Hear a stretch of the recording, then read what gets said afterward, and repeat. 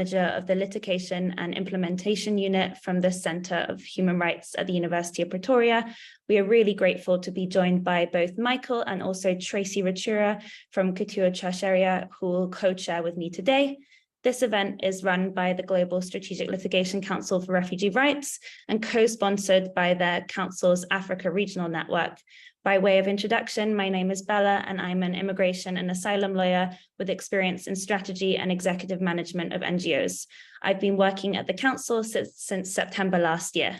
For those of you attending who are not familiar with the Council's work, the Council was founded in September 2021 to empower civil society to advance the rights of refugees and migrants through coordinated strategic litigation and legal advocacy. We now have a membership of over 275 lawyers, refugee leaders, advocates, organizations, and academics from every region of the world. The Council works to help members share knowledge, identify priorities, and execute litigation and legal advocacy strategies. For example, we support members in a number of ways, including litigation strategy, international law research, brief writing, and through amicus interventions. We are also starting to organize capacity building trainings, such as this one today, which are led by members such as Michael for other members and wider civil society working to advance human rights. This year, the Council has been co-hosting a series of regional consultations to create knowledge sharing and collaboration spaces for civil society working to advance the rights of refugees and migrants. Our first regional consultation was in Nairobi, co-hosted with Kituo cha Sheria, a leading legal advice center and human rights organization in Kenya and a founding member of the Council. This regional consultation led to the development of the Council's Africa Regional Network. This is co-sponsoring this training and is represented by my colleague Tracy Rachura from Kituo cha Sheria. Tracy is a practicing advocate of the High Court of Kenya and a legal officer in the Legal Aid and Education Department at Kituo, with extensive experience in strategic litigation and human rights. Tracy will now talk a little bit more about the Council's Africa Regional Network and also give Michael and his training a full introduction. I'm also going to post a link into the chat with a sign-up form to join the Global Strategic Litigation Council for Refugee Rights, in case you aren't a member yet and would like to join. Thank you, and I'll pass on to Tracy.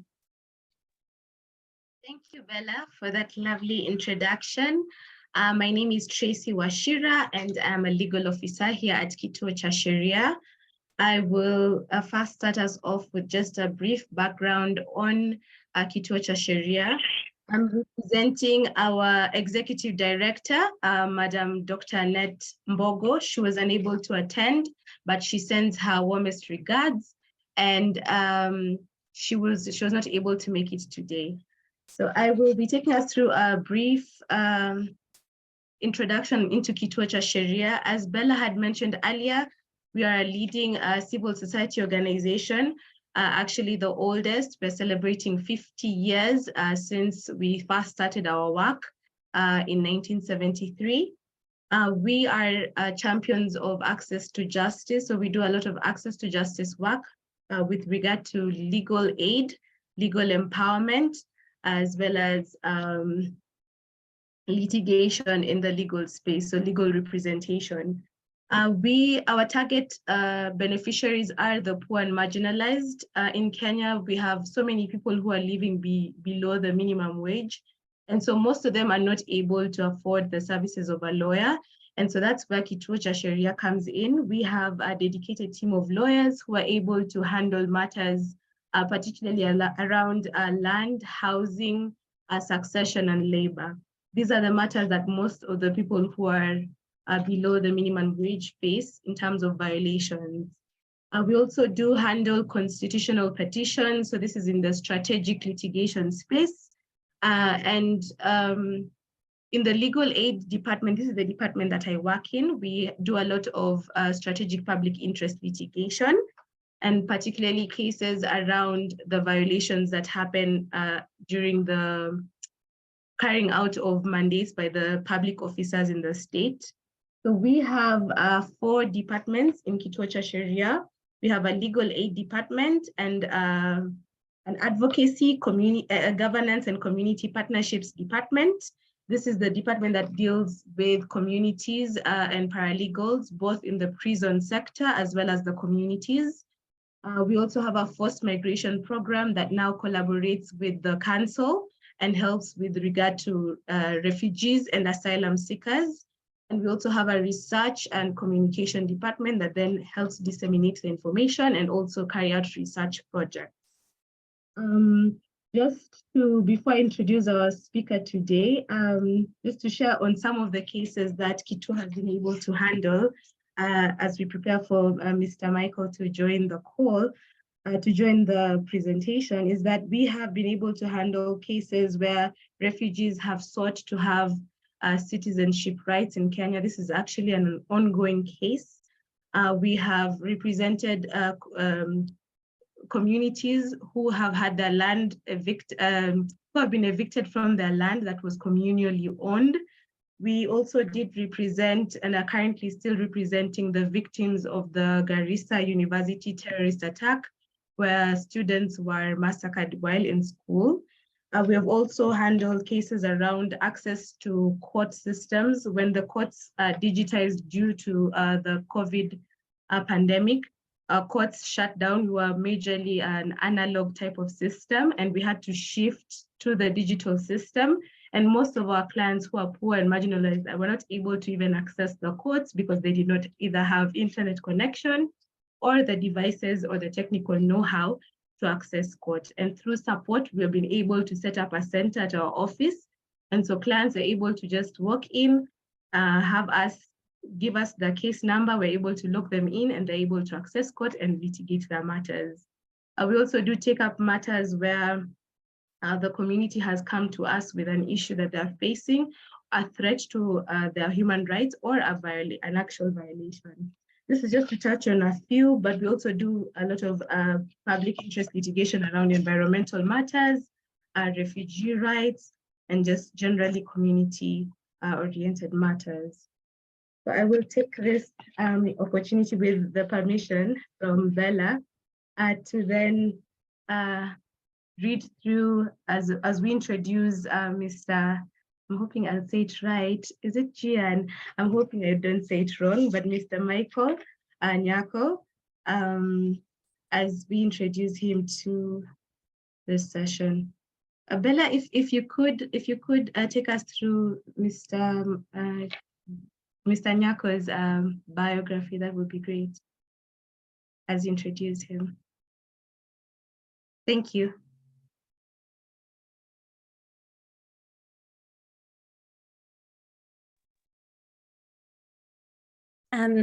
Hi, everyone. Yes, of course, I can take us through Michael's bio. So we're very grateful to Michael Nyako, who is the manager of the Litigation and Implementation Unit at the Center for Human Rights, Faculty of Law, University of Pretoria, where he also serves as the editorial committee of the African Human Rights Yearbook and edits the center's blog, africalaw.com. He is the author of several book chapters and journal articles on human rights and democratization in Africa, and the co-editor of 3 books on governance and human rights in Africa. His research interests broadly revolve around international human rights law, and in particular, the African human rights system, socioeconomic rights, business and human rights of vulnerable groups such as refugee and migrants, the legitimacy of international human rights adjudicative bodies, and the implementation of international human rights law in national legal systems.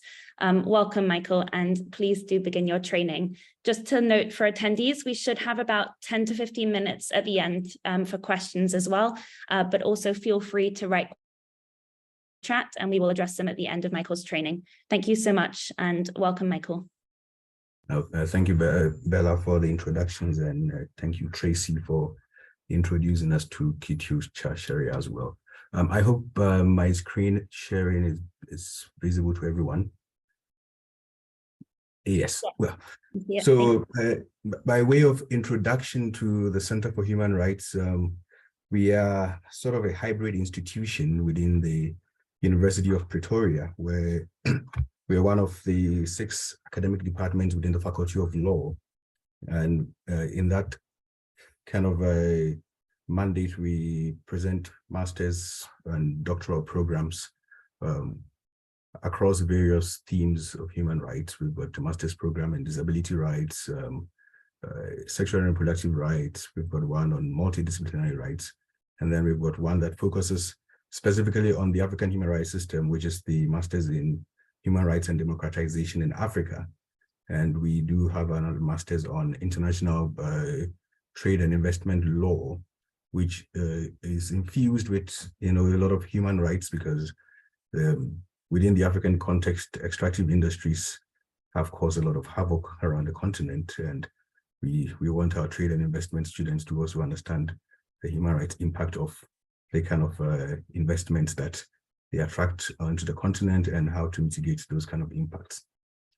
And within the center's non-academic sphere, we also operate as an NGO with observer status before the African Commission. And in that kind of capacity, we have 10 units that deals with various themes on human rights, involving women's rights, children's rights, the rights of LGBTI persons. We do a bit of work on democracy and migration as well. And then we do litigation and implementation, which essentially focuses on using regional and international human rights mechanisms to seek accountability for human rights violations on the continent. And that is the capacity in which I serve within the center as the manager of that particular unit.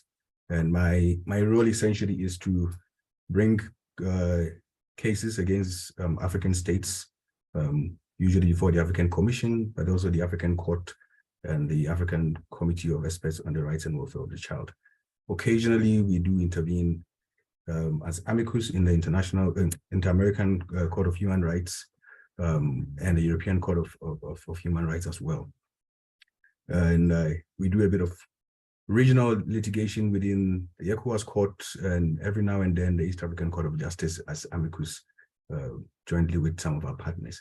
So that's broadly what the center is about. If you're interested in finding out what we do, the email address, the website address is just beneath there.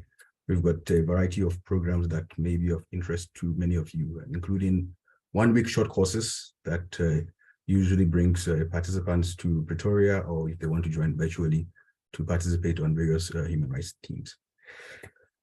So today I was asked to introduce participants to the African human rights system broadly, and in particular, how to use the mechanism to seek accountability, or at least to shape norms that affect or impact on the rights of migrants, asylum seekers, refugees, and other persons on the move.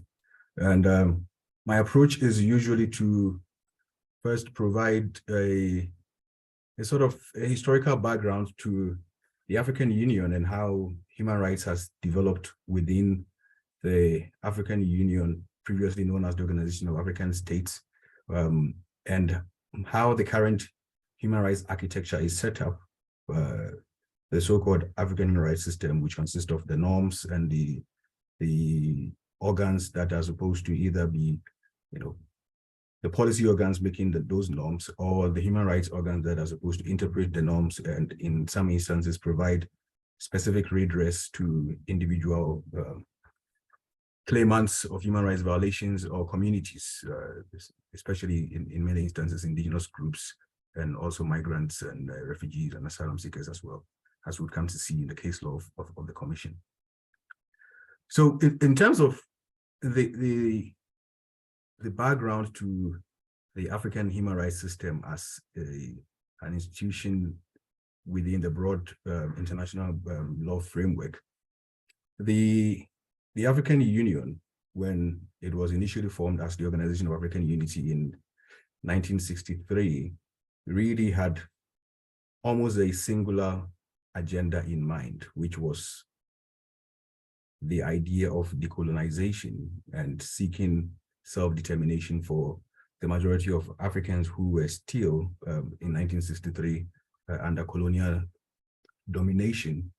So most of the discussions that went on prior to the formation of the African Union and subsequent to it actually becoming a regional intergovernmental organization revolved around decolonization and gaining independence for the rest of the African territories that were still either under administration within the UN trusteeship mandate, or were still colonial subjects of Britain and France mostly, and in some places Portugal and Spain or Germany.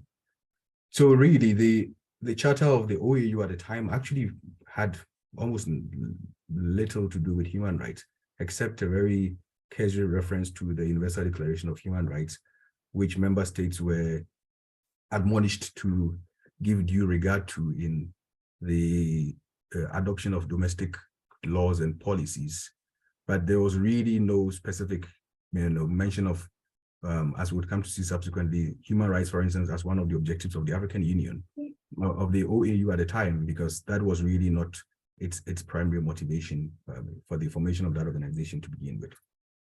But as most of us who are students of history would know, just after independence, a lot of African states descend into a bit of a conflict where there was a lot of agitation between sometimes tribes, but also in many instances, military takeovers that destabilized a lot of African countries. Refugees and migrants fleeing across the borders became the major immediate problem of the African Union, in addition to the issue of decolonization. So that just 6 years after the formation of the African Union in 1969, the first instrument really that one could say had any relationship to human rights, the OAU Convention on all aspects of refugee rights in Africa, was adopted as that first instrument that really had anything to do with protecting the rights of people generally, but specifically in this context, the rights of asylum seekers and refugees. So that it was only until 1981 when the AU adopted a specific human rights instrument, the African Charter the African Charter on Human and People's Rights, which set out to provide a comprehensive list of human rights that African states were then to provide for their citizens, or at least ensure that their citizens enjoyed or had access to those particular rights. So briefly, the African human rights system is made up of a system of norms, treaties, protocols, a number of soft law instruments, but also institutions that are supposed to monitor the compliance of African states with the norms that are adopted by these policy organs. The main policy organ being the Assembly of Heads of States, which is the one that is the final authority on most treaty matters within the African Union. All treaties will eventually have to be adopted by the Assembly of Heads of States, even though most of the negotiations and the preparatory work is done in between the Permanent Representative Council and the Executive Council, which is the body comprised of foreign ministers.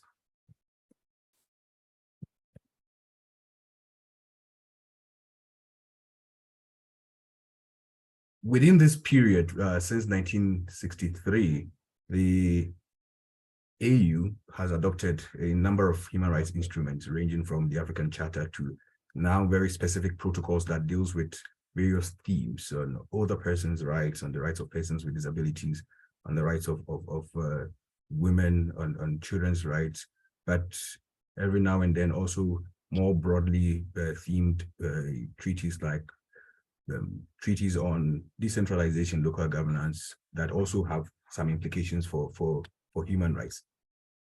So this would essentially be what most international lawyers will classify as the hard law, which is the treaties that have been adopted by the institution that member states then have to sign onto and ratify within their national laws, and potentially domesticate those into national legislation with the aim of implementing it for the benefit of the individuals that reside within that territory. Within that system of human rights protection, the African Charter, being the main human rights treaty, sets up a monitoring mechanism the African Commission on Human and People's Rights, subsequently supplemented by the African Court, which we will discuss briefly in detail, that are supposed to monitor the implementation of the African Charter and the other protocols that have been adopted subsequent to the African Charter. And the presentation essentially focuses on the mandates of these institutions and how that these institutions can be utilized or interacted with, whether in the area of influencing the development of norms or bringing specific complaints or communications to any of these institutions with the aim of seeking specific redress for violation of human rights. So in the context of the mandate of the African Commission, the African Charter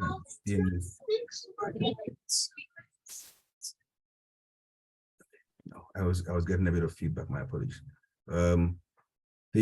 The African Charter in Article 45 sets up broadly 3 mandates for the African Commission, which are the promotion of human rights through the development of norms, the research and publication of relevant information on human rights, with the aim of guiding African states on how they can best implement the obligations under the African Charter. It also receives reports, periodic state reports, which are supposed to be submitted to the African Commission every 2 years, where African states are required to outline in detail the measures that they have put in place to implement their obligations under the African Charter. And now the Commission also adds the Maputo Protocol as one of the instruments that African states must report on. And the aim of this reporting process is essentially to enable the Commission to be able to interact with state representatives, understand what is the context of human rights within that particular jurisdiction, but also be able to then supplement those submissions from states with shadow or alternative reports that are submitted by civil society organizations, with the ultimate understanding that states don't always accurately report on the measures that they have taken, or even if they report on the measures, they would usually leave out the challenges that are facing them in the implementation of these measures. And they would usually paint quite a rosy picture about the status of human rights within their territories. So there is that option of the alternative reports that CSOs are able to then provide, counter narrative to the Commission, giving the Commission information on, the questions that it can ask to the representatives of the states, for instance, so that more clarity or very specific answers can be given by state representatives that are presenting reports before the African Commission. And at the end of that interaction, the Commission is then subsequently supposed to adopt conclusion observations, where it makes recommendations to the state party concerned, and the state is then supposed to report back to the Commission at its next periodic reporting session to outline the measures that it has taken to implement those recommendations that were given, in addition to presenting that general report on the general human rights situation within the country. The Commission has also over the years established so-called special mechanisms of special rapporteurs or working groups, which are basically in the sense of the working groups, you may be able to classify them as think tanks per se, or expert groups that are supposed to assist the Commission in developing norms on various human rights issues on the continent. The unique thing about the working groups of the African Commission is that the membership also includes persons outside the Commission itself. So there are civil society members of these working groups. There's a working group on refugee, migrants, and asylum seekers, which is supposed to, for instance, guide the Commission in developing norms, guidelines, and other soft law instruments to guide African states on their obligations under the African Charter, but also other human rights treaties. And this usually is the primary space within which the human rights policies of the African Union begin to be formulated. So these are sometimes not really, popularly known mechanisms, but these are usually the fundamental places where, norms actually begin to develop, because proposals are then made by these special rapporteurs or working groups to the broader African Commission membership. And the membership then may develop, protocols that is then sent to the political organs of the African Union for possible adoption and ratification by member states. So this is a very legitimate space where civil society perhaps don't participate a lot in the special mechanisms, but it's a space that actually offers a very important avenue for actually engaging in norm development and ensuring that the norms that are developed are actually responsive and accurate and are able to protect the rights of refugees, migrants, and stateless persons and other persons on the move. Because once the norms actually get developed and then adopted by the state parties, it's really difficult to amend them or change them.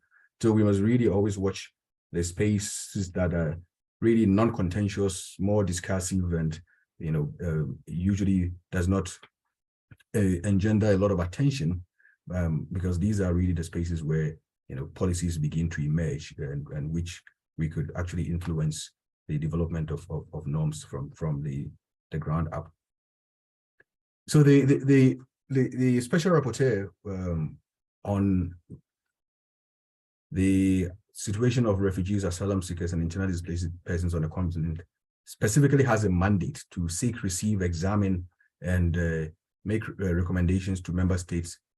The special rapporteur may also undertake studies, research, and even undertake fact-finding missions into specific African countries, usually at the request of that specific state, or the request may be made to the state to grant access to the jurisdiction, so that the special rapporteur may be able to visit centers of detention, refugee camps, or even in many instances, meet with civil society organizations and other stakeholders to interact with them, so that the special rapporteur can gain more comprehensive understanding of what is the specific human rights situation in that particular country. And requests may also be made by civil society to the special rapporteur to conduct a fact-finding mission into a particular country if gross human rights violations are being committed. And of course, usually that would require the consent of the state party, but at least the avenue exists for such requests to be made to the special rapporteur for the purposes of, if not holding accountable, at least providing visibility to the situation and using diplomatic channels to interact with the government and the relevant state agencies with the aim of providing redress to individuals or substantive systemic policy changes that are able to impact the rights of those affected.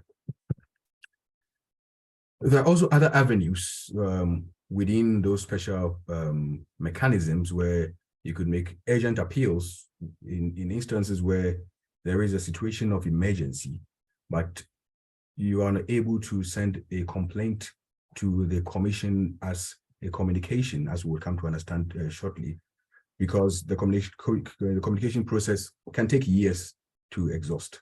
And you're also required to exhaust domestic remedies usually before you're able to submit a complaint to the commission. But through this mechanism of special appeals, you're able to write almost in the same way the UN special procedures work. Write sometimes even a simple letter, diagnosing what the specific issues are, and inviting the particular mechanism, whether it's a working group or it's a special rapporteur, to interact with the government. And I have written a number of special appeals in the past, during this protest in Nigeria, where people were shot at the Lekki toll gate. We did send a special appeal to the special rapporteur on freedom of assembly and the right to information to write to the Nigerian government requesting the government to take certain measures to forestall any further violation of rights. And occasionally you may get a response from the state outlining what measures they are willing to put in place, but a lot of times it goes completely unanswered and silent. Sometimes we are not really communicated to by the commission, but we know that there are always interactions through diplomatic channels between the commission and the representatives of the states who are usually in Addis Ababa to find reasonable compromises in how the commission can assist the state in respecting human rights within its territory. Then the commission also have this interpretative mandate where it's able to, on request, provide advisory opinions to guide states on the obligations under specific human rights treaties, in particular the African Charter. This is really one of the mechanisms within the African Commission that is almost never used. As far as I'm concerned, there's only been one advisory opinion that has been issued by the African Commission in all of the 40 years it's been in existence. And that was not even at the request of any particular state. It was when the UN General Assembly adopted the resolution on the rights of indigenous people. The Commission then issued an advisory opinion because African states had been really completely opposed to this idea of categorizing anybody as indigenous, because in their estimation, every African is indigenous to Africa, and therefore the concept of indigenous people should not exist in the African context. So the Commission then issued an advisory opinion outlining what its views are about the rights of indigenous people in the African context and what the specific obligations of state parties are. This is also a process that can be utilized by civil society, because civil society are also allowed to make a request to the Commission for an advisory opinion. And the advisory opinion process does not require any exhaustion of domestic remedies because it is not contentious.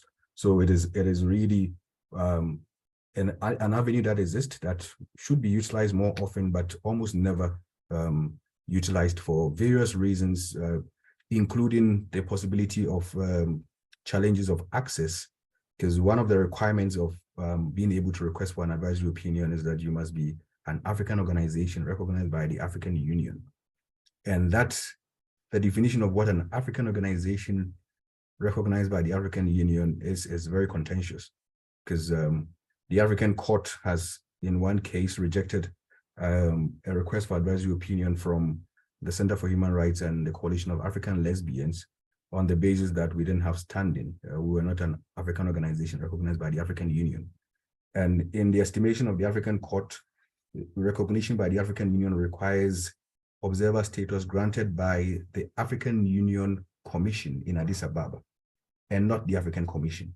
So even organizations that have observer status before the African Commission still do not qualify to apply for for advisory opinion before either the African Commission or the African Court.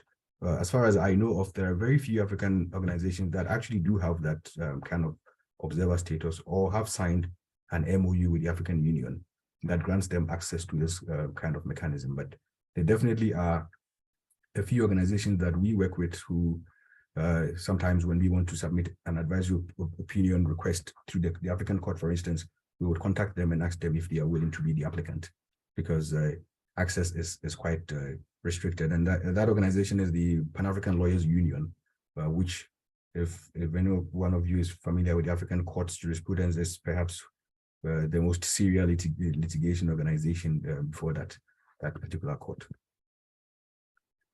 So in terms of the real contentious mandate of the African Commission, which is the communications or the complaints procedure, the communications mandate is perhaps ultimately the major avenue through which states are held accountable for violations of the African Charter, because it is a process through which individuals, but also communities are able to make specific allegations of human rights violations and request for specific redress of those violations by the state concerned.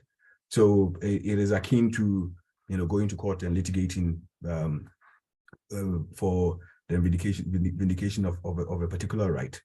And the process of being able to bring a communication to the African Commission is quite straightforward, but can get complex sometimes, especially when it comes to navigating around issues like what amounts to exhaustion of domestic remedies, or what is a reasonable time within which to submit a complaint. But we'll briefly discuss those issues.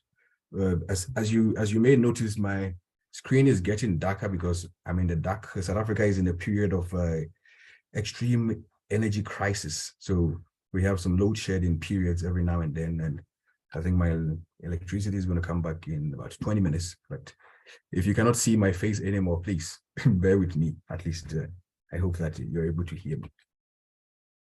So access to this complaints mechanism is actually quite generous, because literally anyone at all can make a complaint to the African Commission, alleging specific violations of human rights.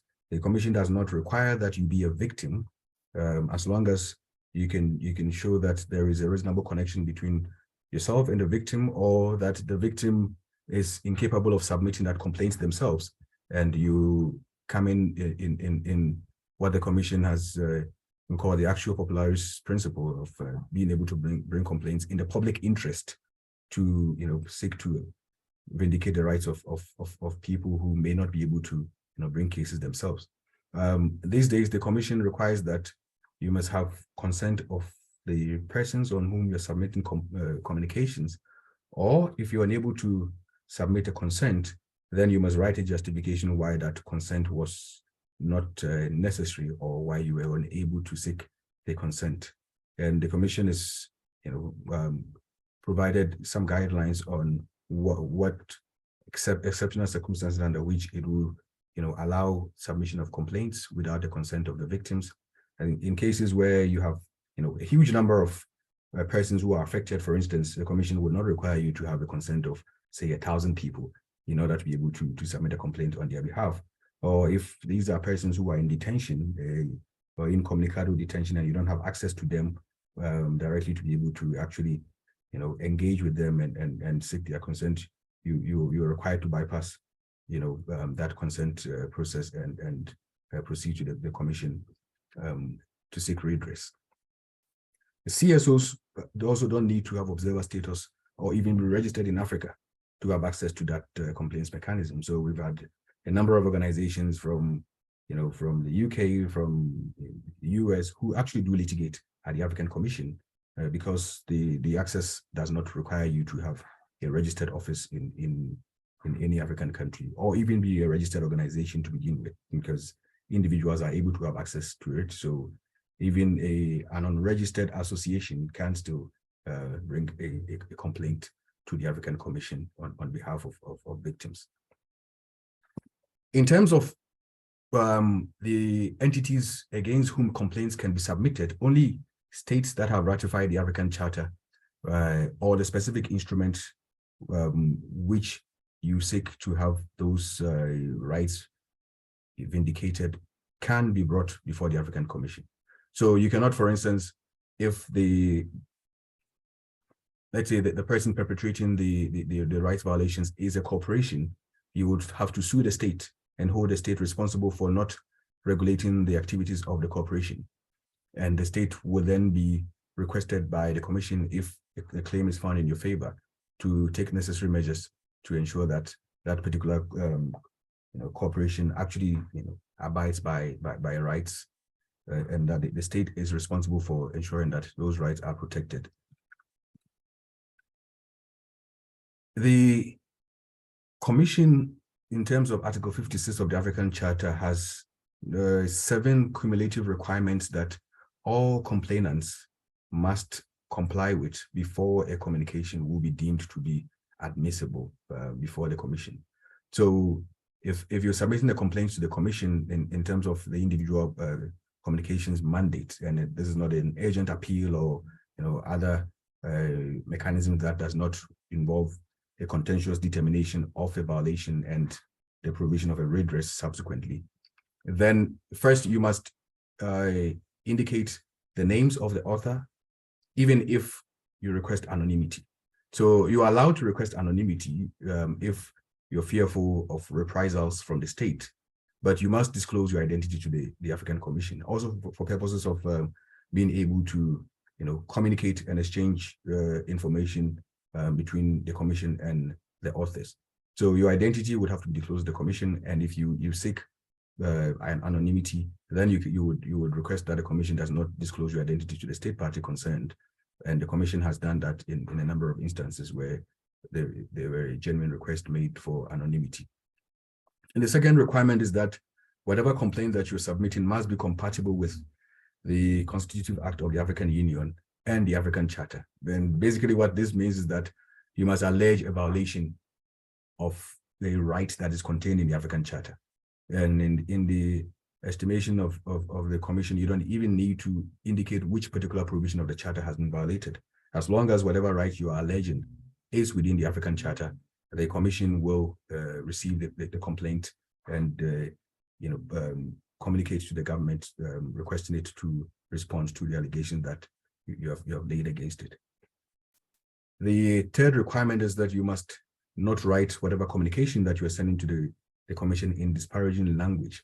And in this regard, this really does not mean that you cannot use strong language to describe, the kind of violations that are occurring, but that you should refrain as much as possible from engaging in personal attacks against individuals or institutions of the state. But you're allowed to, of course, use, language as strong as possible to, denounce the kind of violations that have happened.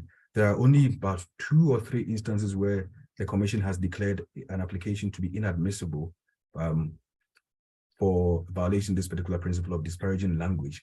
And in this regard, these were very specific comments made against the head of state of a particular country, and the Commission felt that the complaint could have been submitted without, those particular things being said. Of course, for those of us who work within the space, we would have wished that rather than declaring the communication inadmissible, the Commission would have instead, just asked the applicants to take out those particular words and resubmit the complaint, but they proceeded to declare it inadmissible for that particular use of language. So you would have to be a little bit cautious in the kind of language that you use. It is not to discourage you from using, a strong denunciation of rights, but that you be as also reasonably decorous as possible. And also that whatever complaint that you submit, the evidence that supports that complaint should not be exclusively based on reports in the media. And the requirement that this should not be exclusively based in the report in the media does not mean that you cannot rely on newspaper reports, but that at least there must be some other, corroborative evidence, whether it's affidavits from victims or other people who are capable of shedding light on the situation, or reports from reputable organizations, UN bodies, the African Commission itself, or other bodies of the African Union.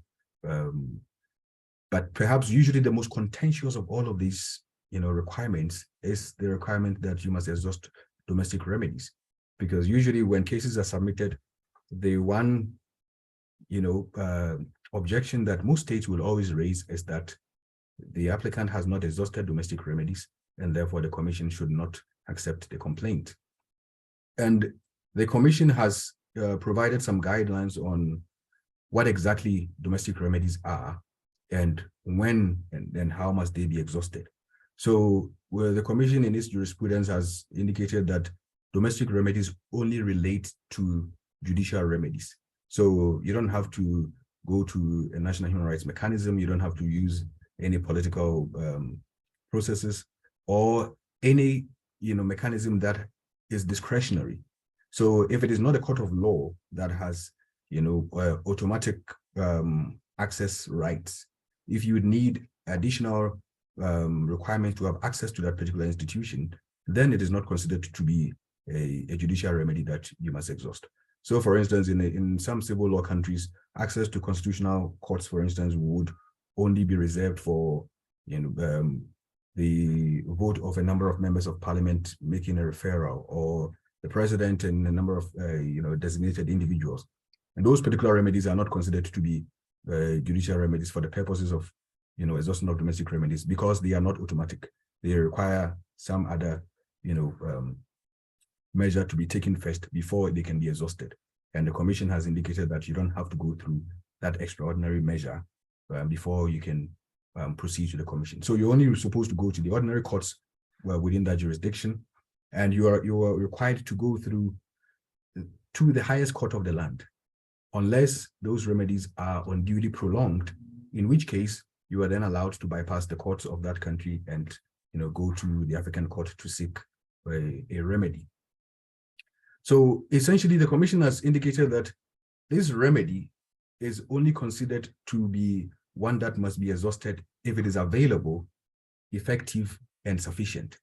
And it is considered to be available in terms of the commission's jurisprudence if you can pursue it without impediment.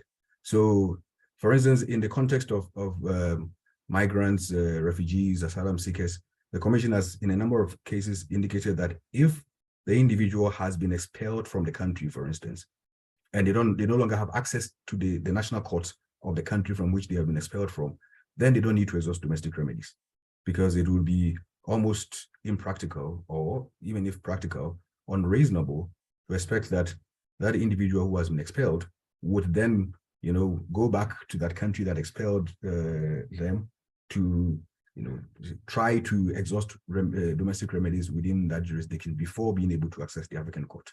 There is a caveat here, though. There is at least two instances where the commission has said that the complainant could have exhausted the remedies in absentia, essentially saying that whoever filed the complaint on behalf of the applicant at the African Commission should have attempted to file the complaint at the domestic level first.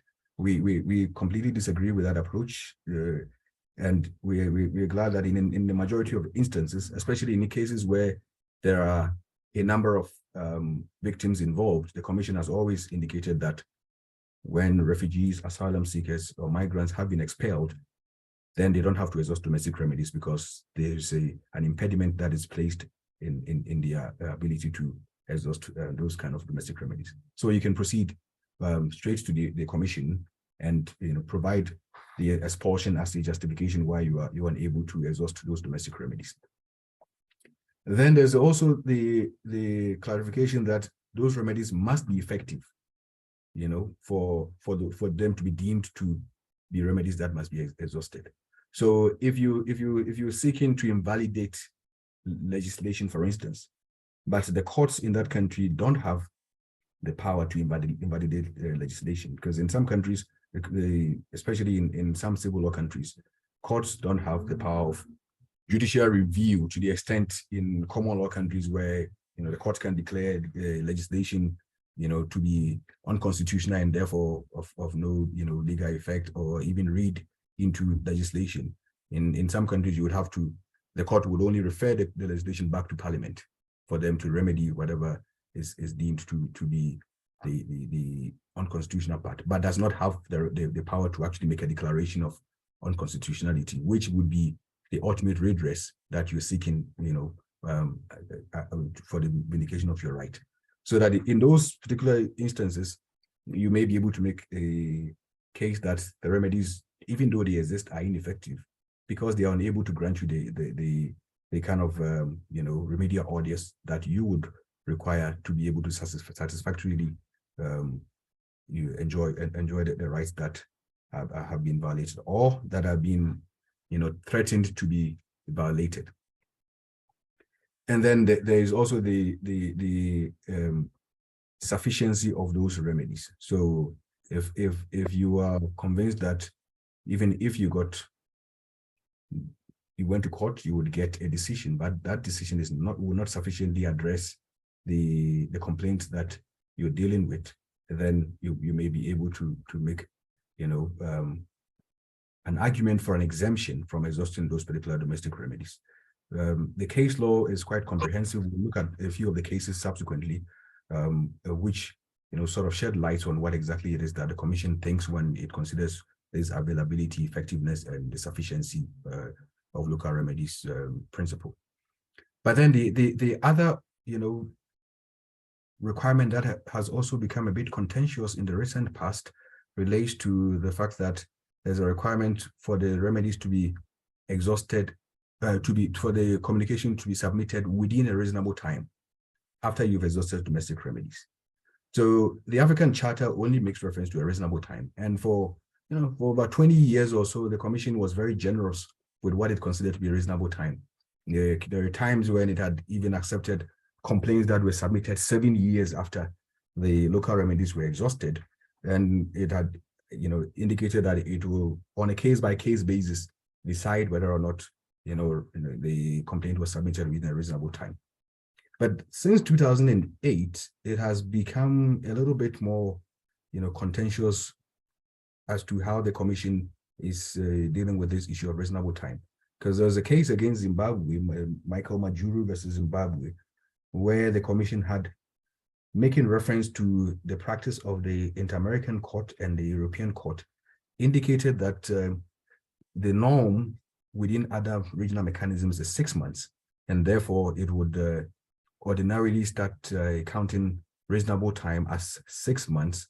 And if a complainant is unable to submit within 6 months, then that complainant must provide justification why he could not submit within 6 months. This has no textual basis. It's a requirement that a lot of us who engage with the Commission have complained about, because really the context of the European Court and the Inter-American Court are very different from the African context. In a lot of African countries, people don't even know about the existence of the Commission. So the idea that, the Commission is so visible and so accessible that, 6 months is a good enough time for submission of complaints is something that we are completely opposed to.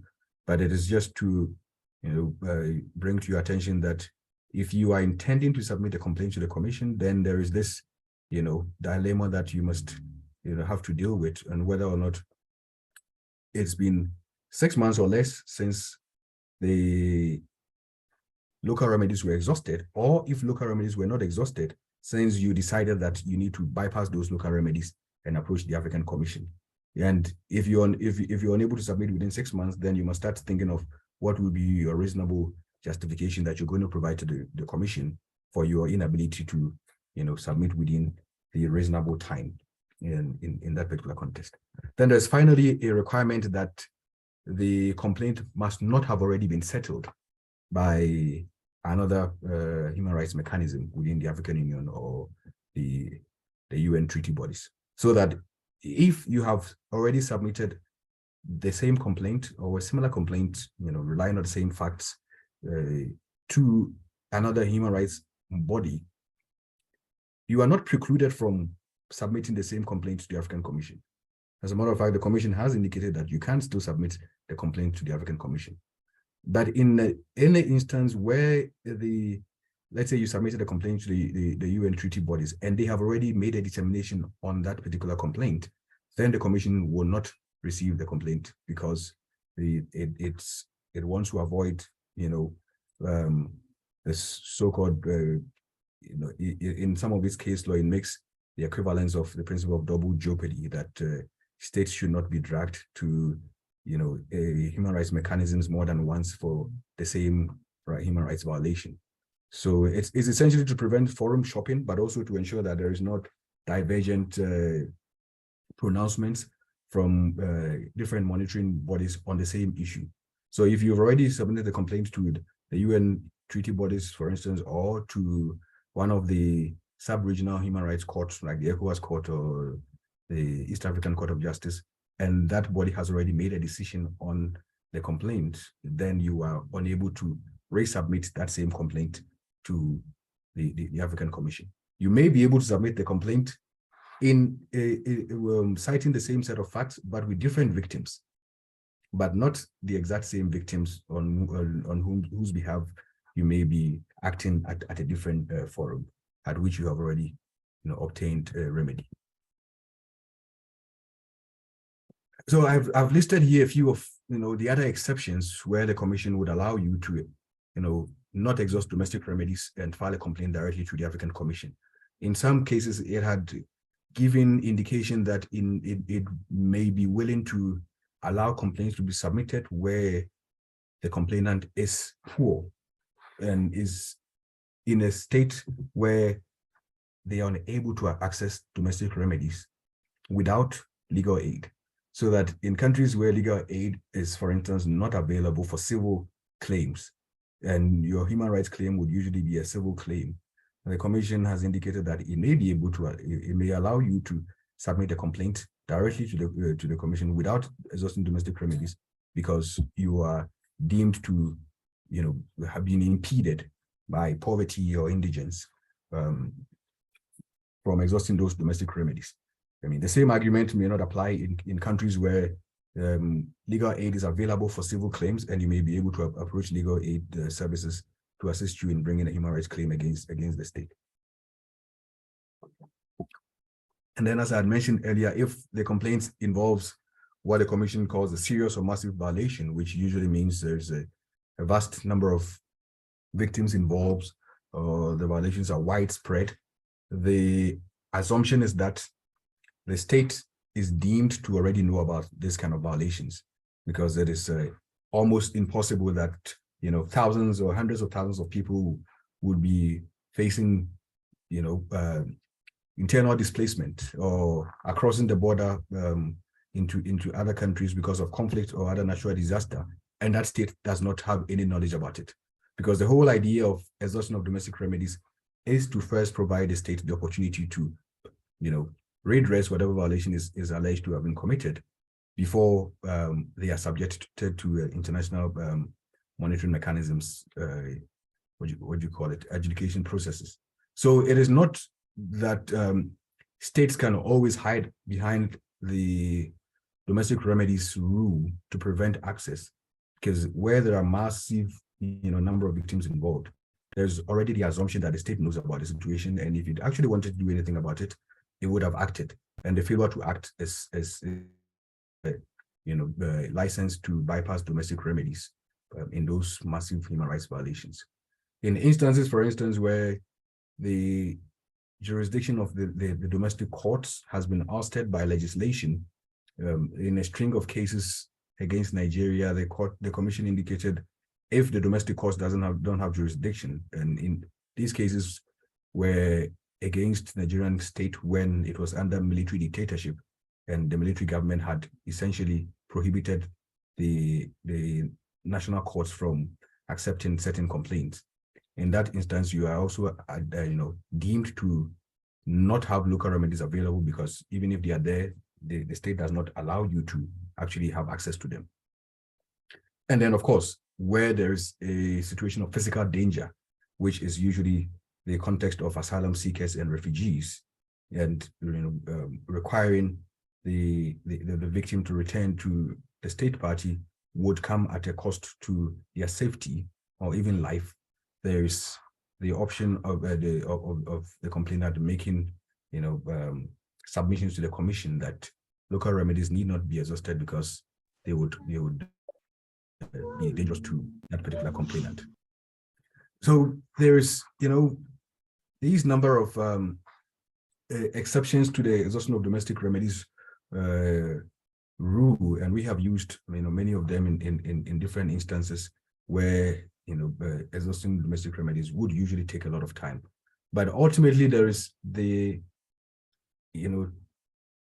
prolonged cases before national courts could also serve as an exception to the domestic remedies requirement. So that if you've got a case pending before a national court for 5 years, for instance, without any final remedy being provided by that court, then the Commission would deem that the courts are either incapable or unwilling to provide you with a remedy, and you should not be punished by the tardiness of the domestic courts. So where there's unduly prolonged cases pending before national courts, you can bypass those national courts and seek remedy before the African Commission. There's no really specific time frame that is assigned by the Commission for what would account for undue prolongation, but it would depend on the context of what is the agency of the case at stake. So that in some cases, a shorter period of time may actually be undue prolongation, whilst in more, non-urgent or complex cases which require sufficient, more detailed, evaluation, consideration and evaluation by the national court, then the commission may be willing to give the domestic courts a longer period within which they are able to provide redress to, victims, failing which the victims can then proceed to the African Commission. There are other submissions that, activists and individuals can also make before the African Commission. And in the context of the communications process that we just quickly went through, you can intervene as an amicus, as a third-party intervener. Amicus, where you are uninterested in the case, but you have either factual information or issues relating to the appropriate, legal interpretation that should be given to a particular provision, which you want to assist the commission with. You're able to intervene as an amicus. In terms of the current rules of procedure that was adopted by the commission, previously you could just file an amicus with the commission without even seeking permission first. But now the rules of procedure requires that you must first request to be admitted as an amicus. And then when you are admitted as an amicus, you are able to then make submissions to the commission with the aim of assisting it to be able to effectively adjudicate on the cases at issue. But you may also be able to intervene as a third-party interested intervener, where you're making submissions to the commission, because even though you are not a party to the dispute between the complainant and the respondent state, whatever decision that is made by the commission will have some negative impact on your rights or may confer some benefits on you. So in those instances, you cannot intervene as an amicus because you do have an interest, except that you are not one of the complainants before the commission at that point in time, which you are able to then make a request to the commission to intervene as an interested party, where, for instance, you know of a complaint having been submitted to the commission regarding victims, but you know of other victims whose rights may be impacted or on whom benefits may be conferred on. You would be able to intervene on their behalf as a third-party interested intervener, which the commission would, on request, grant you leave to access. So the commission recently has introduced, as a follow-up mechanism, implementation hearings, where usually when the commission makes its decision in the communication, it requires that the state party reports back within 6 months of the measures that it has taken to implement the decisions. Of course, in many instances, this report is never filed, and then the complainants are then left wondering what exactly it is that they can do to get the state party to comply. Now the commission in its rules of procedure provides for the possibility of actually being able to request for an implementation hearing, where the commission would request the respondent state, and in some instances now it's also requesting national human rights institutions to submit information to the commission on the measures that the state has taken to implement a particular decision. So this is a post-decision mechanism where after you've gotten your decision from the commission and you are unable to get the state to implement it, then you can go back to the commission and make further submissions requiring the state to provide justification to the commission why it hasn't implemented those recommendations, and to provide sort of map to the commission on when and how it intends to, if you like, provide the remedies that the commission has recommended to the respondent state. I did indicate here there's an interesting, what do you call it, case law from the African Commission in the Open Society Justice Initiative versus Cote d'Ivoire, where the commission has indicated that Article 5 of the charter actually guarantees the right to nationality by a combination of the right to dignity and the recognition of legal status. So the African Charter itself does not contain the right to nationality, But in this particular communication that was filed by the Open Society Justice Initiative, the Commission says that in terms of Article 5 of the Charter, you can actually, bring a complaint on the violation of the right to nationality. And this is quite important for, persons who fall into the category of stateless persons, because it was previously, quite difficult to make a justification for the right to nationality under the African Charter because there's no such right within the Charter. But the Commission has been able to deduce the right to nationality by jointly reading together the right to dignity and recognition of legal status under Article 5 of the African Charter as providing a right to nationality, and which we may be able to use to protect the rights of stateless persons within the continent. I'll briefly go through the African Court and the committee. The processes are quite similar, so I will not over-elaborate on the processes. I will only highlight the differences that are quite pertinent between the Commission and the Court and the committee on the rights of the child. Similar to the African Commission, the African Court also has two folds of mandates when it comes to being able to provide specific redress to human rights violations. There is the advisory opinion route, which is not contentious, which is very similar to the process before the African Commission, where you'll be able to make a request to the court to provide clarity on a specific human rights provision which African states have ratified. And the interesting thing about the advisory jurisdiction of the African Court is that the material jurisdiction is quite wide. And when I say it's quite wide, it actually covers any human rights treaty that the African state has ratified.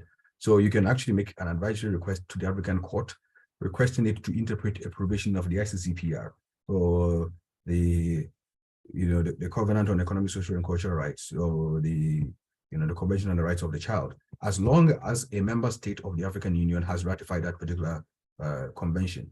So the court has very broad, wide mandates when it comes to both its contentious and advisory jurisdiction.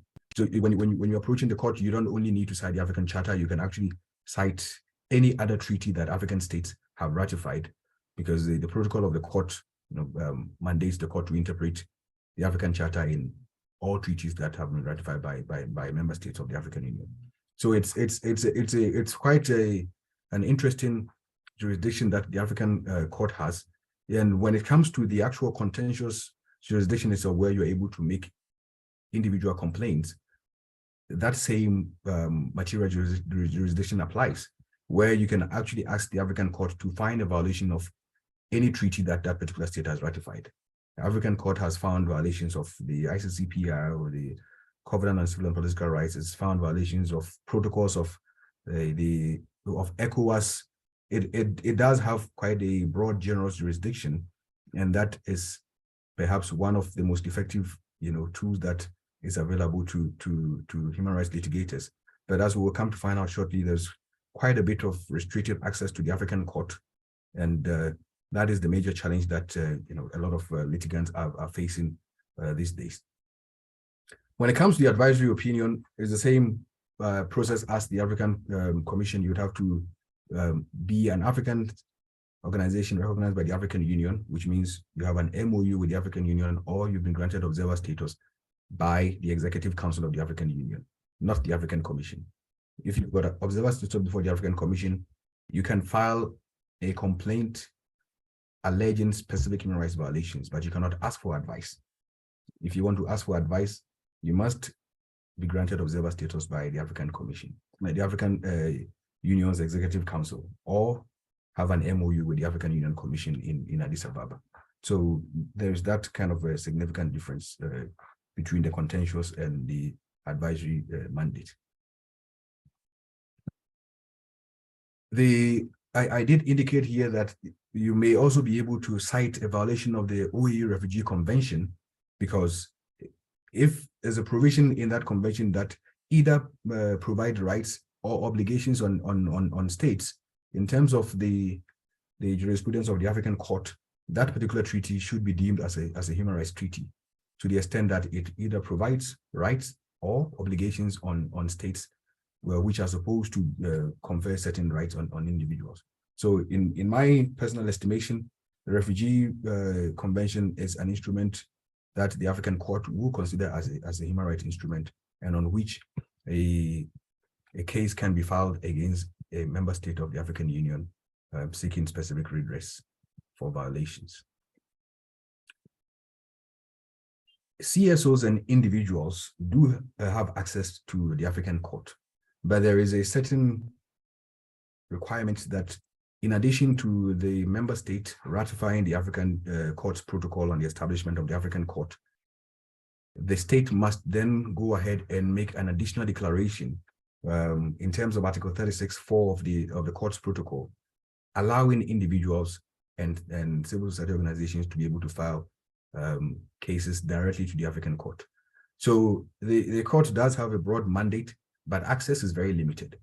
So even if your state has ratified the court's protocol, that does not grant you direct access to the African Court's contentious mandate, because the primary basis for access to the African Court is actually through the African Commission. So the African Commission is the only entity that has automatic access to the African Court and can submit cases to the African Court as of right. CSOs, individuals, can only submit complaints to the African Court if your state has ratified the African Court's protocol, and on the ratification of the African Court's protocol has subsequently made a declaration, which it has submitted to the African Union Commission, that it accepts the jurisdiction of the African Court to receive complaints from individuals and NGOs. As of now, there has been 12 states that have made that declaration. 4 of them have subsequently withdrawn their declaration. So if you come from, or if you work in any of these 8 countries, Burkina Faso, Gambia, Guinea, Ghana, Guinea-Bissau, Malawi, Mali, Niger, or Tunisia, you have direct access to the African Court, and you are able to file complaints against those specific states before the African Court.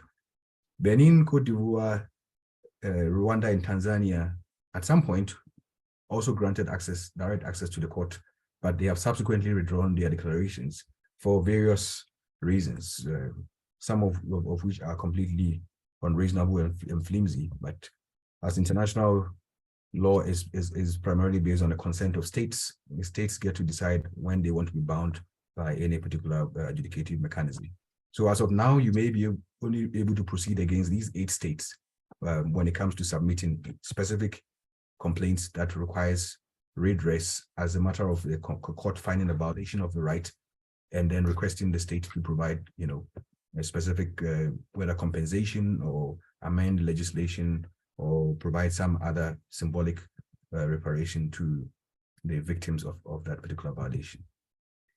The admissibility requirements are exactly the same as the African Commission, so I will not elaborate on that, except that the African Court is a bit more generous when it comes to the reasonable time requirement. The African Court does not apply 6 months for at any point in its it has never applied any 6 months rule. The court actually has never declared any complaint inadmissible on the basis of the time it took for the complainant to file a complaint. So it's quite generous when it comes to that particular requirement. The commission might refuse your complaint if it is not filed within 6 months. It has in one case rejected a complaint that was filed 15 months, just about a year and 3 months after the local remedies were exhausted. But the court is very generous when it comes to that particular requirement. So I will not rehash this the admissibility requirements. Similar to the African Commission, you may be able to make amicus third-party interventions.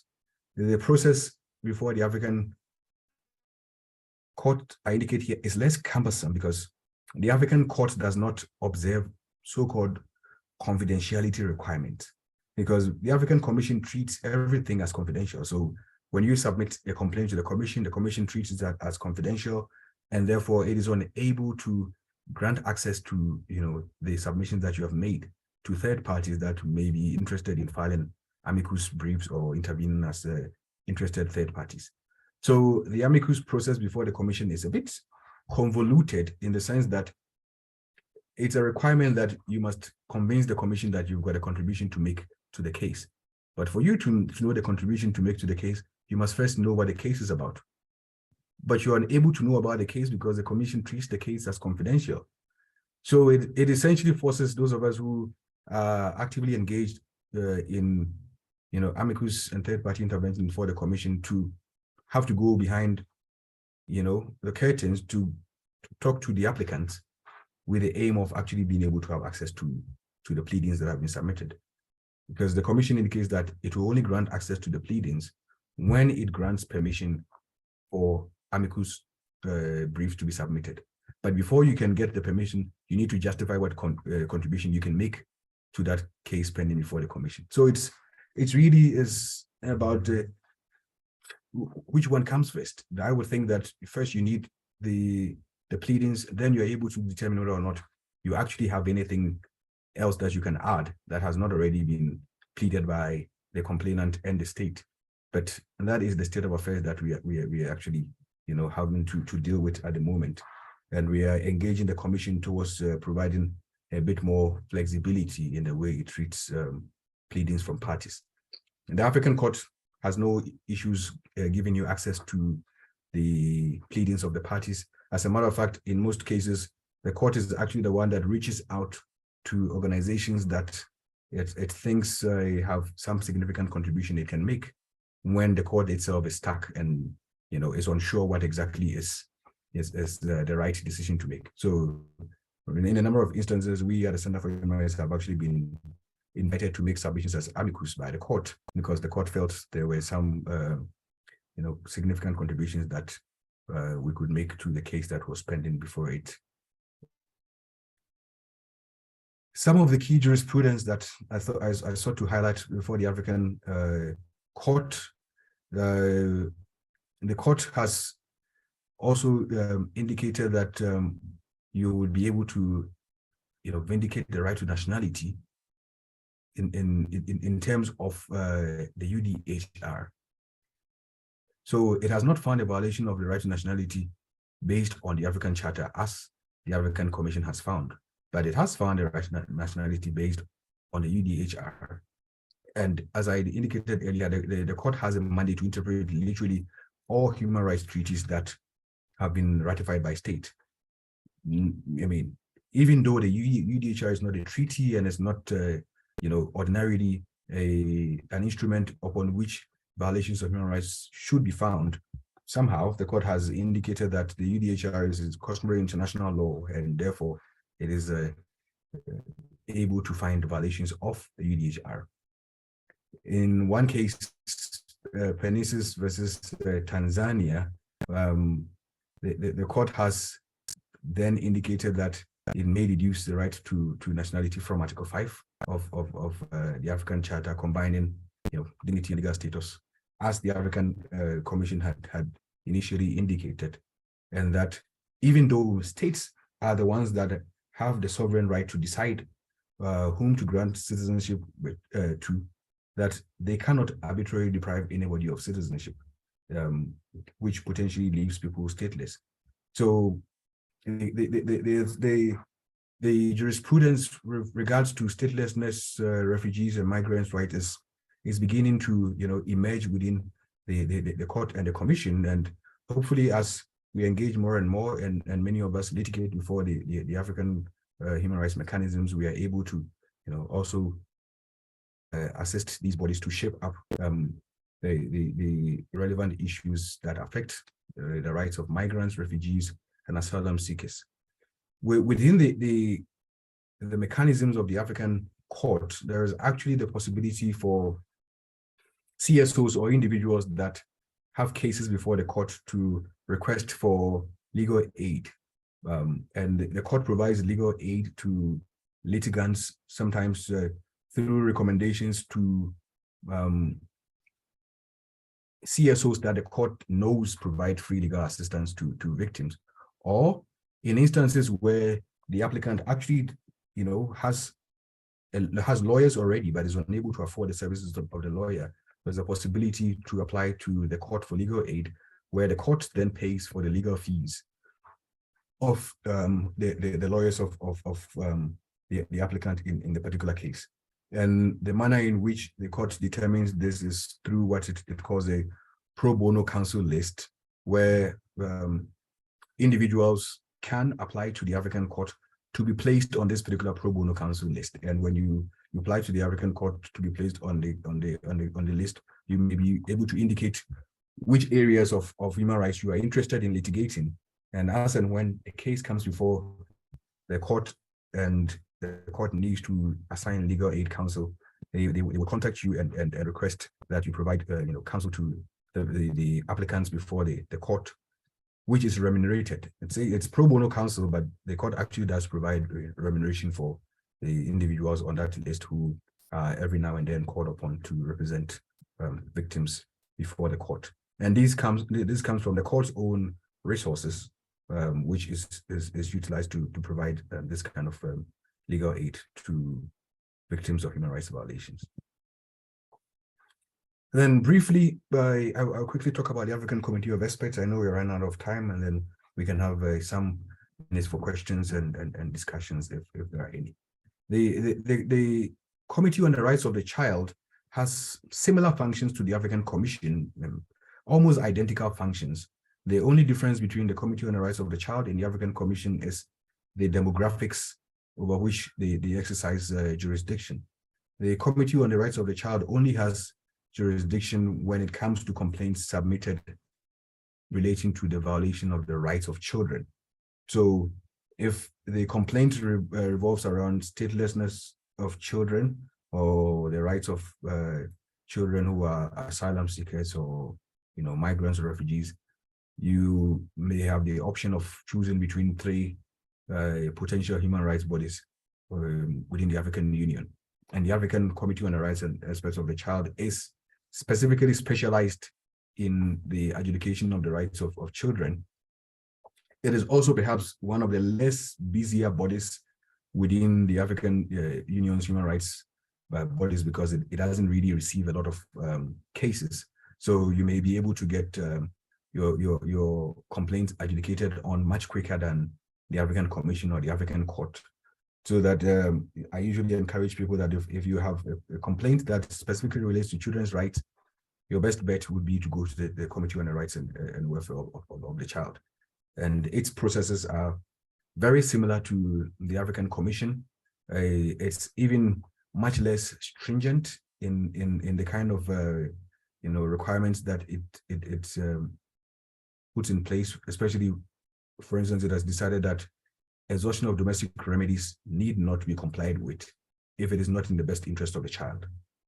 So in addition to all the other exceptions, the African Committee of Experts says that if you can convince that committee that is not in the best interest of the child to exhaust domestic remedies, you can file a complaint directly to the committee. And this is a very important, because children's rights are time barred. Children grow to become adults, and by the time you're actually able to seek redress for them, they may no longer be entitled to those rights because they would have become adults. So it is almost unnecessary to, spend years in court trying to get the rights vindicated before national court, when it is reasonably foreseeable that by the time that you actually do get remedies before the domestic courts, that child will no longer be a child. They would have already become an adult, and therefore those remedies will mean nothing to them. You can make, an application to the committee, and the committee will grant an exemption that you don't have to exhaust domestic remedies, and you can proceed directly to file a case to the committee, bypassing, the domestic remedies requirements. It also conducts investigative visits, provides guidelines through the development of general comments, resolutions, and other soft law materials, with the aim of assisting African states to understand what exactly the obligations are and what measures they need to put in place to implement the obligations under the African Charter. There are other sub-regional mechanisms like the ECOWAS Court, which does have explicit human rights mandate, and which also does not require the exhaustion of domestic remedies. So the ECOWAS Court is perhaps one of the most utilized human rights court on the continent these days because of this specific, advantage that you don't need to exhaust domestic remedies when you go to the ECOWAS court.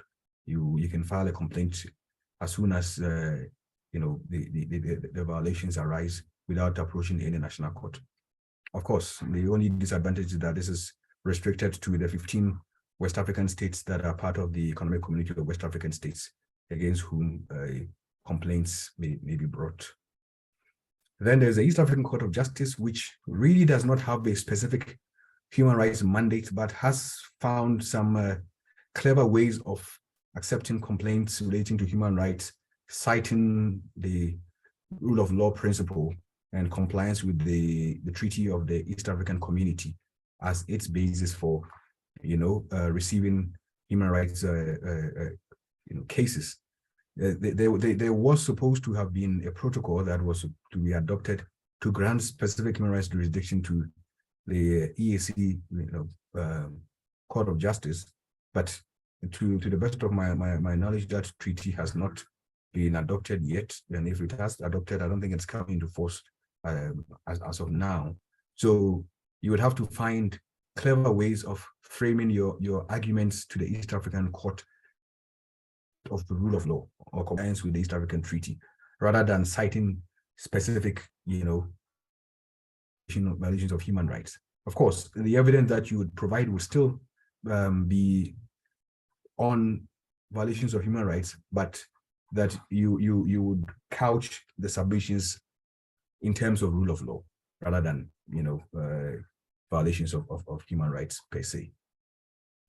And then, of course, there are all these other treaty bodies that also have mandates that relates to migrants, refugees, and asylum seekers, and which mechanisms may be utilized for engagement, whether through specific individual complaints, but also in terms of the UPR and Human Rights Council processes, engaging states in the reporting process with the aim of providing information to the monitoring body so that they can properly engage with the African states. But perhaps another time we would have a more substantive engagement in the UN system.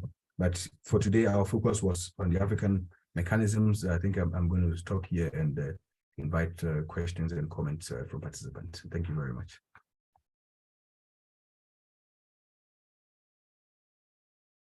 Thank you so much, Michael, for this incredibly comprehensive training, and also for continuing so eloquently, even though you had a power cut. I can see your electricity is back on now, which is great. Finally. So we're actually at time, but if it's okay, we'll allow for a few questions or comments. Is that okay with you, Michael? Yeah, no, that's fine. Great. And then we'll have a couple of closing comments from Tracy from Katuo. So please feel free to raise your hand using the Zoom function if you have a question that you would like to ask orally.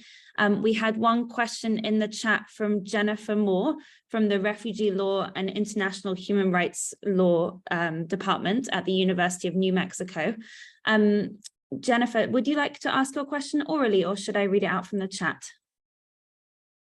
You're welcome to unmute if you'd like. I can ask it orally, and because it's a little bit long, and I'll be more brief.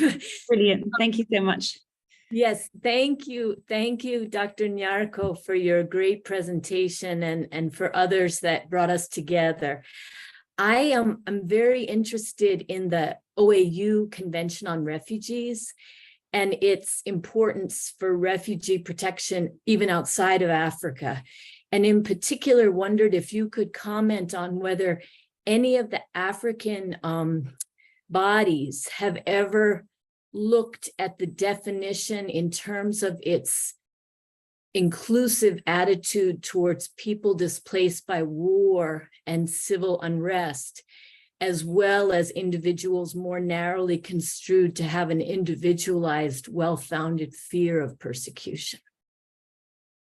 I don't know if that makes sense. I can clarify.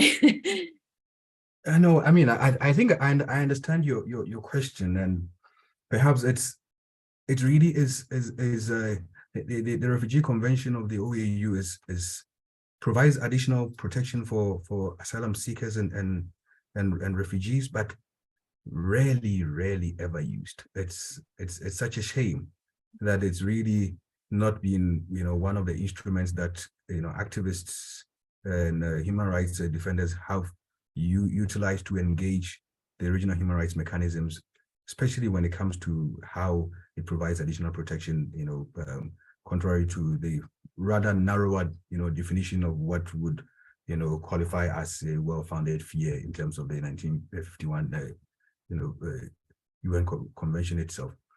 But I think there's great potential for it to be utilized.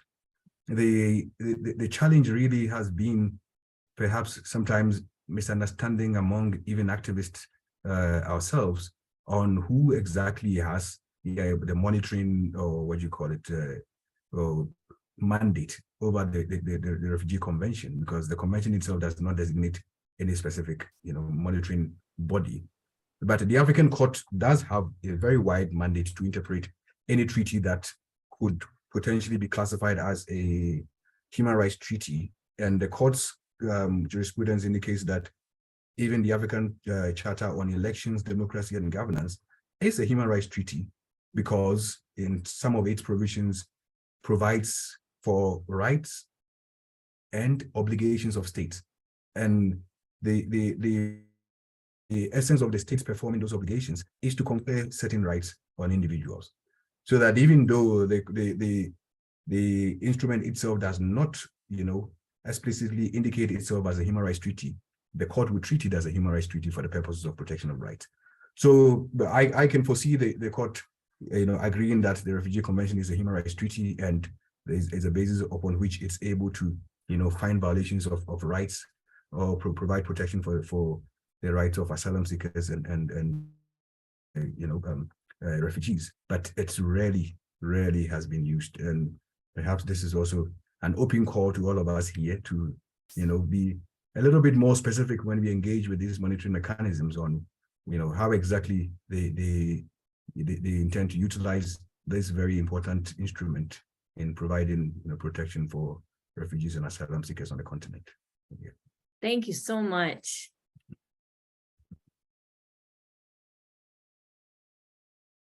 Thank you. I can't see any more questions, but I'll just, in case I'm missing someone, I'll just give, Joelle, I can see a question from you. Please go ahead. Yes, thank you very much for this amazing presentation and the very comprehensive overview. I highly appreciate that.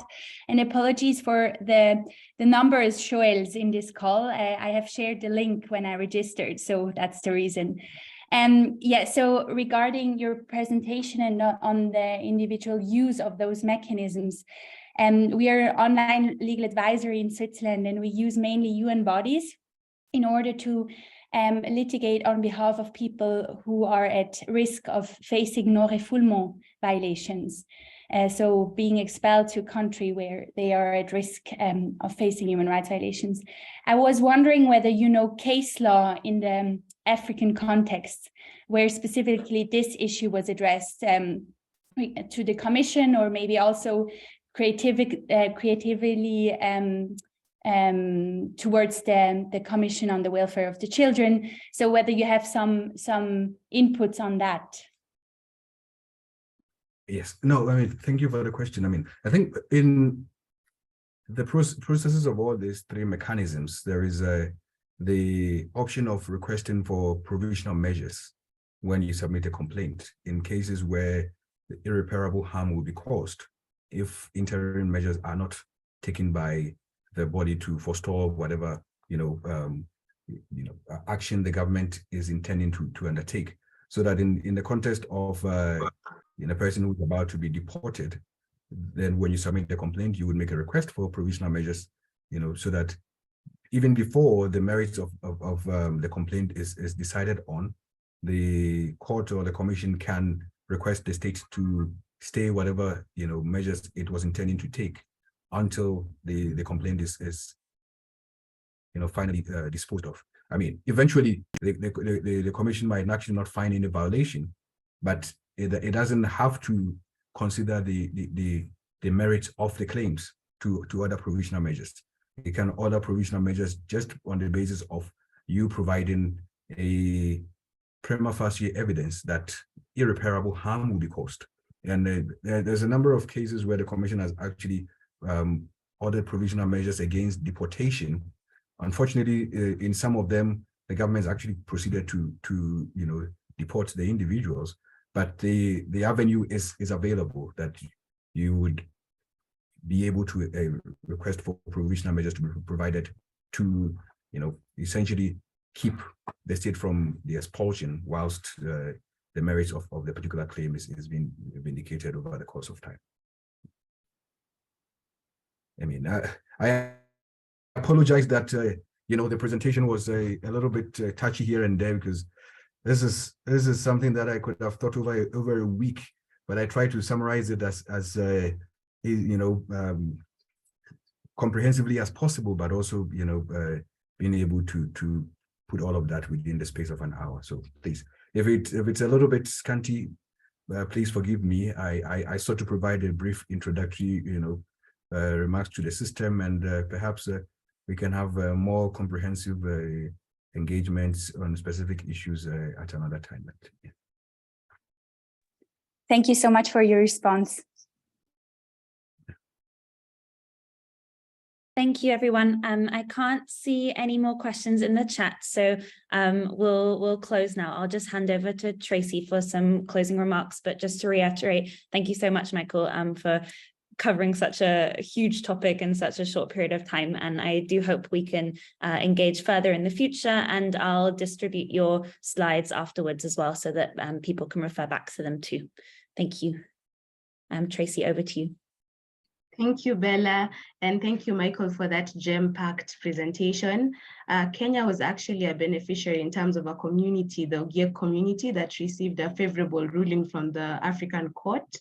The case was initially at the Commission, and so it's really good to see how the different the Commission and the Court work, and we would definitely be looking forward to hearing more from you. Before we call the meeting to a close, I just wanted to say thank you to everyone who's been in the meeting throughout. And I just wanted to share a bit on the reason why we're here today, or the organizers that were able to sponsor this event. Kituo is actually a founding member of the Global Strategic Litigation Council for Refugee Rights, and it was also a part of the Council's African Regional Network. And as part of this network, the Council, together with Kituo, were able to gather members, and we do have an email group, and I think Bella will share more on that, as well as a WhatsApp group. I think she posted it on the chat, where we are able to discuss and exchange regarding strategic litigation and other legal advocacy work around refugees and migrant rights across the continent. For example, the people who post in the WhatsApp group when they have filed a key case in their country, strategic litigation, and we're able to experience, share, and benchmark from the other states that are working around the issues on refugee rights. So if you are from the region, we are calling upon you to join the regional network. Please ensure you're first a member of the Council. Bella will post the link in the chat, and you can sign up to join the Council as an individual or as an organizational member. If you are not already a member, we really do encourage you to join the Council and be part of the global civil society that works around advancing refugee and migrants' rights. With that being said, I wish to call this meeting to a close. Thank you so much for your engagement throughout the session and for the gem-packed presentation. Thank you. And good morning, good evening to us all. I know we're in different time zones. Bye. Thank you. Goodbye.